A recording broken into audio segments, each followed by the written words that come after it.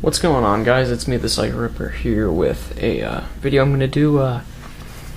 Going to go ahead and, I know I did a while ago, when my gaming setup was back at my house, but I moved now, so that's not the same, and I was going to do something with that, but I just got caught up with things like work and stuff, so now I have the chance to do it.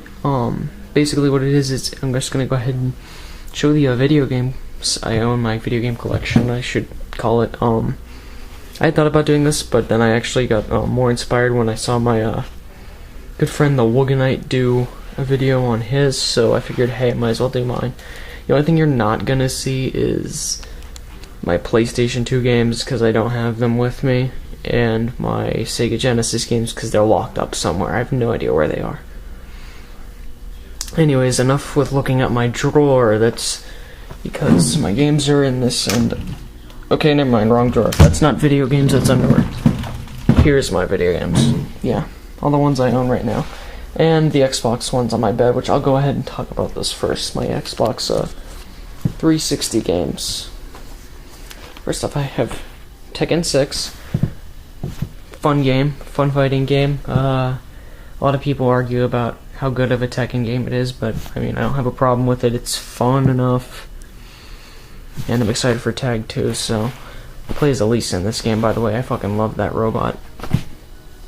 Here we have my favorite shooting game for the Xbox 360, Call of Duty 4. I'm not some stereotypical COD fag, but this game right here is very good. It has a great campaign, good multiplayer, and it wasn't ridiculously unbalanced, and had really good maps. This is before things got really overdone, and even today, I'll take this game over any of the other Call of Duties that I own or have played. Then we have this one right here, Call of Duty Black Ops.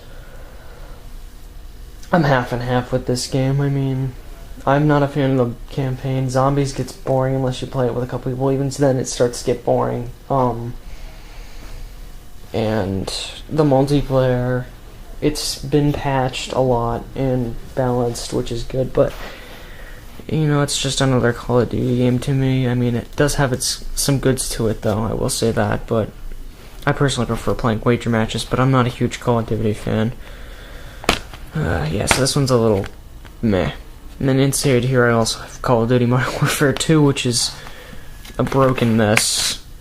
I mean, it has its fun value, but it's not great. Next we have one of my favorite fighting games for the Xbox, Mortal Kombat.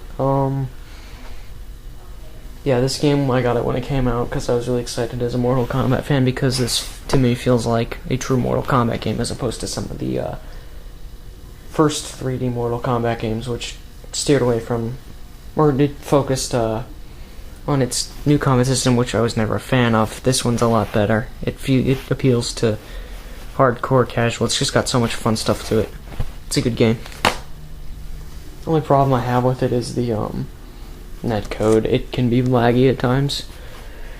This isn't even really my game. This is one I borrowed from my friend, and it is boring to me, honestly. Halo Reach is average as a shooter to me. I mean, multiplayer has some decent value to it, but the maps are really bland and boring. They focus too much on being balanced and well designed. They're just not exciting, that's the thing. Yeah, I'm not a huge fan of this game. And, like I said, I don't even know if this is my friend's. I don't know why I still have it. This is the other Call of Duty I really like, is World at War. It had a great campaign. Granted, the multiplayer was hella unbalanced. It was still pretty fun and had really good maps. Felt like World War II maps, and like the real reason for playing this game is the campaign, because it's fantastic. Especially once you beat the Russian portion of the game, but I won't go ahead and spoil that for you. Here's a game I haven't finished yet and I need to. Devil May Cry 4. It's a fun game.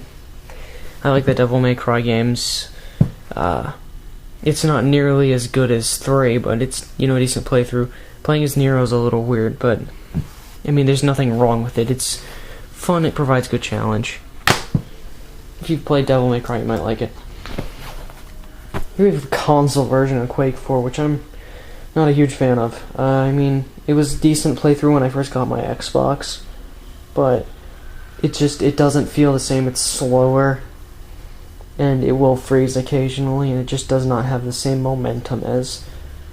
Well, I haven't played the PC version, but from what I've heard and from what I've seen, because I have a friend who owns the PC version of this game, a little experience I've had with that, it's a lot smoother on the PC.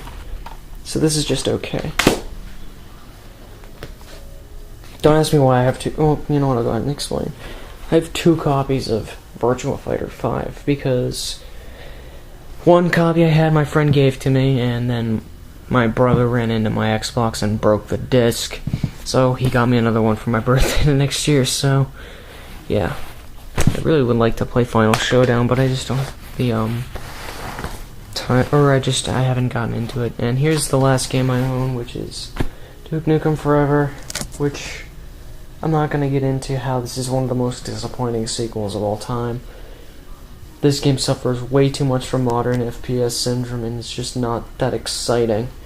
They almost make Duke's character too retarded, and it just doesn't have the same level design that was good in Duke Nukem 3D, which, aside from Duke's character, Duke 3D was a fairly good shooting game.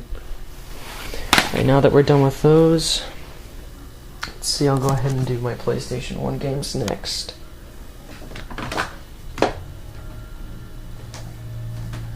One second, I gotta get out of the drawer. Alright, what do we have here? Sorry if this is moving all over the place. I'm holding it with one hand when I try to get the games.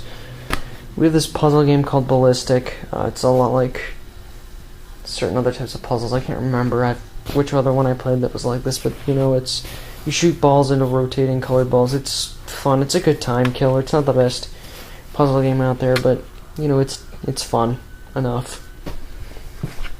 This actually I got because my uncle got rid of all his games, and I've never honestly played this. I don't like golf games that much. You know, All-Star Racing, this game is just a mesh of 4 racing games, which are literally the exact same in my opinion. They're not that fun. They're pretty bland and unexciting. Another game my uncle gave me that I'm never playing. Men in Black, Crashdown. This game is it's not that good. Its controls are a little off, or not off, but weird. It does a good job trying to make it feel like a Men in Black with the weapons and stuff and aliens. It's just, as an FPS game, it's not very exciting. There's very few situations, and later enemies start to get really ridiculous. It's just an average game. I mean, it doesn't have multiplayer either, which isn't a bad thing for a shooter, but I mean, the game doesn't have many redeeming values. We have SpiderMan 2 Inter Electro. I really like this game. It's fun, and it feels like a legitimate Spider-Man game. Controls are great. It's slightly more refined than the first Spider-Man game, which I used to have but don't own anymore. But yeah, this one here, one of my favorites on this console. It's fun and has a great soundtrack. Now, the best game I own for the PlayStation 1 has to be this, Metal Gear Solid. I could go into a very long and in-depth discussion about how this is probably one of the best games ever made, aside from just being the best game on the PlayStation 1. But I'm not going to, because that would take up way too much time. This game is fantastic, so fun, very well designed, great story, and a lot of gimmicks that just work. Thank you, Konami, for making this game. Here we have Tomb Raider. Yeah, I haven't fully played through this, but from my experience so far, it's actually really good. Has some good puzzles and design. But one thing I don't like about it is some of the movement mechanics in this game feel a little clunky. Otherwise, it's a good game. Also, I just realized something. My Bushido Blade cover is not on my case, and Spider-Man 2 is in there for some reason. But yeah, I own Bushido Blade. It is one of my another really good game for the PlayStation. It's a 3D like a 3D sword fighting game, kind of how Soul Calibur is, except the mechanics are different, and your goal is to deliver a fatal blow, and you can also attack their limbs to limit their mobility and attacks and such. It's actually really fun. There was a sequel, but I've never played it, but I really enjoy this game. It's very different, and I would recommend this to anyone. Another game I'd recommend is Tony Hawk Pro Skater, the original. This is my favorite one. Tony Hawk 2 had better skateboarding mechanics, but when this game came out, man, this was the shit. The soundtrack was great, it was fun, you could do some ridiculous stuff, and I'll be honest, I would take this out today and play it if I wanted to. I might do that, actually, if I can get my PlayStation 1 unpacked. It's fun. Skateboarding mechanics are unrealistic as fuck, but still not as overdone as they were in, like, Underground and later games. Another fighting game, woohoo, Soul Blade. This one is actually really good. It's a fun game, not as good as Soul Calibur, but this is where the roots of the game are, and, you know, it's fun. That's what matters. It has a good system, and it actually has a guarding meter, so you can't block attacks too much. You have to actually be smart and push for more offense. Otherwise, you'll lose your weapon, which really it will make the game a lot harder. Fun game, though. I like it. Next, we have the console version of Dark Forces. This one's actually not a bad port. The music's a little better. It's not as heavily MIDI, even though it's still, you know, kind of like that. It just doesn't sound as much like a DOS game. It runs on a modified version of the Doom engine, if you weren't ever familiar with that, but this port of it is actually pretty decent. The only issue is it does run through slowdown at times, otherwise the controls are good. They work well on the PlayStation 1.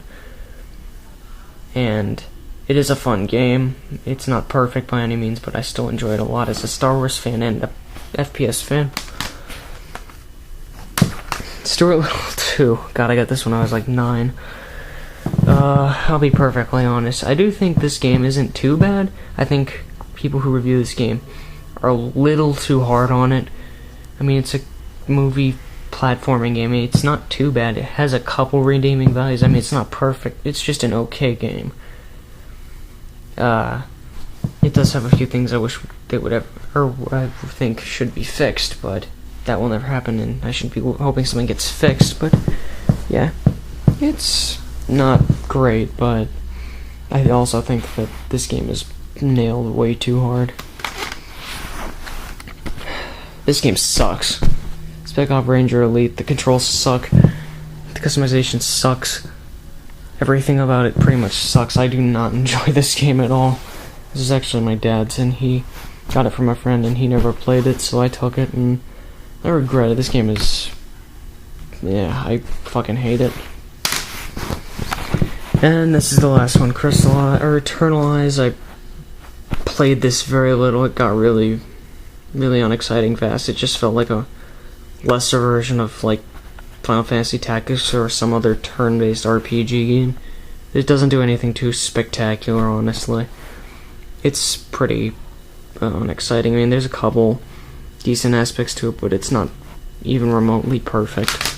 Or, not remotely perfect, but it's not a great game by any means. Anyways, I'll continue the next part after this, because I'm running out of footage on my camera. Okay, sorry for that little cut. Like I said, my card for my camera is not that big, so I'm gonna have to split when I'm doing this. Anyways, let's go ahead and continue the rest. I'm just gonna do it from the drawer, because I don't fucking want to pull everything out and then sit on the bed or whatnot. I think it just might be easier this way for me. If you have a problem with it, then fuck you, you can watch somebody else's videos. Let's go ahead and cover... I have my Wii games and GameCube games together, mixed around, just because I have the Wii.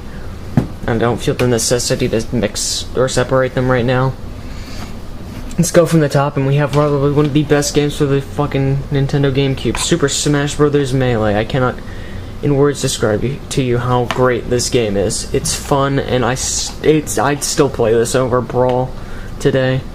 Absolutely great roster of characters, great stage design, great OST, and plenty of extras to do that are pretty fun. Next we have another great fighting game, Tatsunoko vs. Cap. But by the way, I say that because I just did Smash Bros. If you have a problem with Smash Bros. Being labeled a fighting game, then please keep that to yourself. I will discuss that with you another time. Now, Tatsunoko vs. Capcom's a fighting game for the Wii, since there's not, too many popular ones. This one's actually my favorite. Very well designed, very balanced, and has a great fighting mechanic. The only issue is the online play sucks, but it's okay. I wish they would honestly have played that more tournament-wise. The only real major tournament I saw it in was EVO in 2010. Then we have another fighting game, surprisingly. King of Fighters Collection. It's King of Fighters 94 through 98. Well, no, not all. They're all, King of Fighters titles, and King of Fighters 98's the best one, so that's the most playable. My least favorite has to be 94, even though it's the one that brought everything together. I really like the changes they did later on. I don't like having to pick 3 characters on a team preset as opposed to picking 3 characters yourself. Next we have a game I haven't played in a long ass time. I probably will never play again. Guitar Hero 3. I remember when that was cool. And that was the big deal before, like Call of Duty became the cool game. Yeah, it's Guitar Hero's fun while you have it. I mean, I never got too serious into it. Now we have a good party game, Warioware Smooth Moves. This game's a blast. It has a lot of really good mini games. If you're a fan of the Warioware series, definitely check this one out. I have a good number of the games. I'll probably show you guys eventually. But this one's pretty fun. It's not as good as some of the previous ones, but I do like it a lot still. And up next we have... this goddamn game gets in. I hate using one hand for this. Mario Kart for the Wii. AKA Mario Kart Wii. This one's fun. Got some good new tracks as well as bringing back some old ones. It's still not as good as... I mean, it's good, but it's not as great as some of the other ones. Like, I still think Mario Kart Double Dash is probably the best Mario Kart bus, and then Mario Kart 64, and then Mario Kart for the DS, but this one is a blast to play. Next we have a game that you can call me a heretic or whatever, but I haven't played it that much. I really been meaning to, but I never got to finish it. Twilight Princess. One of the big games for the Wii when it came out. You can tell you from my experience with the game, it's actually pretty good. I just haven't been able to finish it. Really want to, though, at some point. And we have GameCube games mostly from here on, except for a couple other Wii games. We have Super Mario Sunshine. People are iffy about this game. I really like it. I think it's fun. It's very different from its predecessor, Mario 64. But it's not bad. It's just different. Like a lot of the GameCube versions of games or sequels or whatever that came out for the GameCube. This one actually is pretty fun. I enjoy it a lot. I'd love to play it again. Now we have Super Smash Bros. Brawl. This is a fun game too. I do still like Melee better, but this has a couple nice little features, including third-party characters and just a couple extra things, like a stage maker. That's an interesting little gimmick. It's mechanics, some of the mechanics that I had were not that great. I still prefer Melee's a little bit, and it is a little unbalanced. It's not as balanced as Melee is, but it's a pretty good game anyways. I enjoy it a lot. I was playing it the other day, actually. Go Captain Falcon. We have Wii Sports, which came with my Wii. I mean, it's a fun little party game. So much else I can say about it. Another Mario game, Super Mario Galaxy. This one's really fun. I really like Mario Galaxy. It's not as fast or tricky as, say, Mario 64 or anything like that, but I actually really enjoy this game. It's fun. I really wanted to play Mario Galaxy 2, but I never got the chance to get it. But yeah, I was actually trying to go ahead and finish 100% of the game because I never got all the stars yet, but it's fun. I had a really good time playing through it. Now this next one is actually not an official released game. This is actually a promotional thing. And I didn't actually buy Wind Waker to get this. I actually got it from a friend. It's the Zelda Collection disc. It has 4 Zelda games on it, which are the original Legend of Zelda, Zelda 2, Ocarina of Time, and Majora's Mask. The Ocarina of Time port on here is actually good. Majora's Mask is good, but it's not perfect. Either way, this is a good little collector's thing, especially if you're a fan of Zelda. I'm a huge fan of Zelda, so this is definitely something I was gladly taking from my friend. Next game we have is Metroid Prime. My experience with it so far was pretty good. I haven't finished it, but I enjoyed the mechanics, and the design of levels is really nice. The reason I stopped playing this for a while is because it froze up at some point. I think that was just on accident. Maybe it just been the disc, but I hadn't saved in a while because I was stupid. And sorry, I'm tired. And it cost me, so I pretty much just I got mad and just stopped playing it for a while. Eventually I'll beat it. There's a lot of games I still gotta beat. Here's another good one I mentioned earlier, Double Dash. This is probably one of the best Mario Kart games. It's argued to be the best Mario Kart game. All I can say is that it's good and it has some really good tracks in it. I personally, as a Mario Kart fan, think it is definitely one of the best ones, and if you haven't tried it, you really need to because it's a blast.